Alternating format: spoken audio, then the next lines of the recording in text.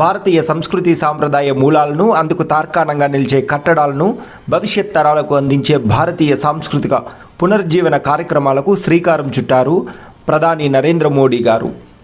ఆధ్యాత్మిక పర్యాటక రంగాలకు ఊతమిస్తూ హెరిటేజ్ సిటీ, నమామి గంగే, కాశీ భవ్య మందిర పునర్నిర్మాణం, అయోధ్యలో రామాలయ నిర్మాణం ఇప్పటి వరకు పూర్తి చేశారు.